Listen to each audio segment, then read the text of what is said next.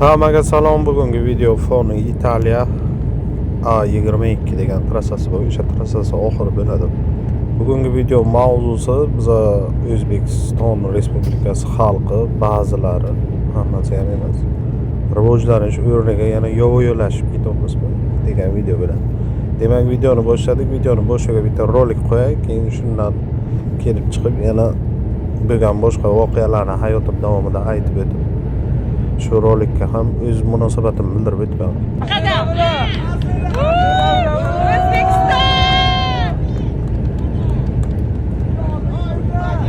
Yaşa Özbekistan! Seni çıkıp yapayım Özbekistan!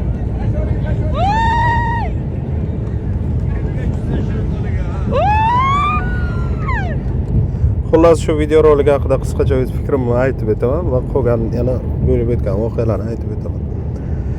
Bu videoga Umra ziyoratiga kelganlar shunchalik qonlari ichiga o'tirolmay, sig'may, chiroy uchun, dekorativ uchun ekilgan palma daraxtini ustiga chiroy uchun meva solganni yovvoyilarcha pastdan chiqib O'zbekiston siyla deb olib yo'qdilar qarchi. Beri hozir rivojlangan zamon shunchalik rivojlanib ketdiki, odamzod buni o'zini maymunday tutib palmani uchiga chiqib meva olib yeygan darajaga emas hozir. Boring o'sha meva magazinlarga bor. O'sha yerda sotilsa kerak. Undan tashqari onam bilan qaynonam Umra ziyoratiga borganlar. Men o'zimga hali nasib qilgan yo'q Umra borish. O'shalar aytib berganlar, u yerda yeb ichishdan hech nimadan muammo yo'q, faqat ko'tingni qisib ziyoratingni qilsang bo'ldi deganlar. Bera kelgandan keyin Umraga kelgansan, nahotki shu qanday odamni kallasiga kelishi mumkin? Shu vaqt qanday o'sha miyasiga kim aytgan shungada, chiq o'shani ol debdi. Shunchalik kuchi ko'p bo'lsa agar borsin, dunyo rivojlanib ketgan kuchi ko'plarga ham sharoit bor. Sirtga ishga kirsin. Yoki shunchalik kuchi ko'payib ketgan muzaylo oktagonsiylar, kim nimasiylar, vizif beringlar, jang beringlar, o'sha yerlarga ketsin. Dunyoga har kun menimcha mingdan oshiq sport turnirlari o'tadi. O'shalarga qatnashsin, kuchini o'shanga ko'rsatsin. Bunaqa maymunga o'xshagan yo'ylarcha daraxtning uchiga chiqib, u shaharni ko'rki uchun ekilgan u daraxt. Вообще-то palma daraxti spetsial rivojlangan daraxtlarga, mamlakatlarga ekiladi. Shu shaharning ko'rkiga ko'rk qo'shilsin uchun. U mevasidan meva olib yeylik uchun emas, uni tushuninglar, iltimos. Har bir meva berilgan daraxtni ham mevasi uchun ekilmaydi dunyoga. Chiroyi uchun, dekoratsiyasi uchun ekiladi. U uni ushlab olsa agar politsiya menimcha o'sha mazasini ham qochirgandir u, politsiya ushlamagan bo'lsa baxti. Uni ushlasa agar mazasini qochiradi. Uni tushunish kerak. Endi dunyo rivojlanib ketyapti. Biz hay to'g'ri quloq mamlakatmiz. Bunchalik yovvoyilashish, bu konkretni yovvoyilashish deb o'ylayman. Yana bundan tashqari 4 yil oldin Polshaga kelgandim men o'qishga. Polshaga ishga kelgan vaqt kod 95 ga bir oy o'qiymiz biz fura haydovchilari. O'sha Polshaga bir oy o'qib yuribmiz. Bazamiz bor edi, shahardan chetga fura turibdi. Fura haydashni ko'rsatish uchun rampaga qo'yish yoki bilmaydiganlar furani o'rganish uchun. Endi bazaga keldik, furani haydadik, bu yoq qildik, to'xtadik. Keyin instruktor aytadi, bir ishim bor, men o'z borib kelay, keyin sizlar tamom uyga dedi.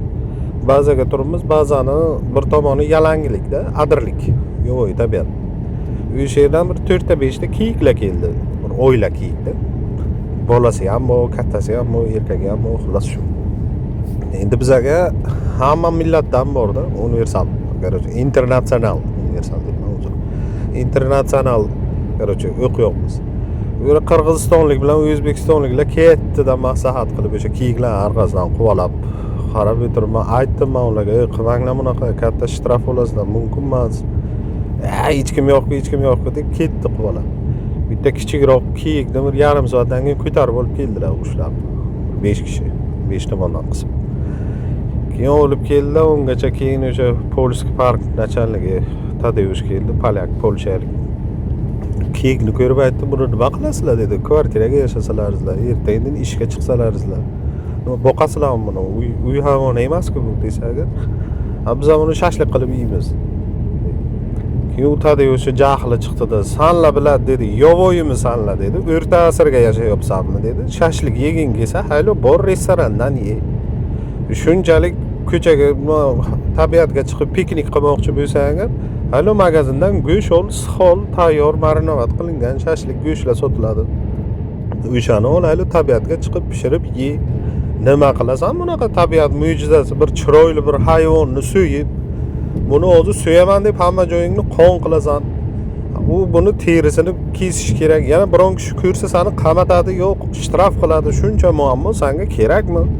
Qo'yib yubor. Biz u yovoy emas-ku, biz odam-ku. Yemoqchi bo'lsang, hali bor sotib olib ye. Deb xullas ana shunday so'kib kiyikni qo'yib yubordi. Bir o'zim ham uyalib ketdim-da, to'g'risi. O'sha O'rta Osiyodan bo'lganimga shu sal-pal bo'lsa ham afsuslandim o'sha vaqt. Xullas bu video bilan nima demoqchiman? Endi zamon rivojlanib ketdi. Kun sayin, masalan, искусственный intellekt bor yo'q 4 yoshga, o'zi ana bu ChatGPTdan kelib chiqib aytayapman-da, shunchalik rivojlanib ketdi. Endi dunyo shunchalik jadallik bilan rivojlanib ketyapti, biz rivojlanmayapmiz. Endi bu uchun dunyo aybdor emas-ku. Biz o'zimiz aybdor.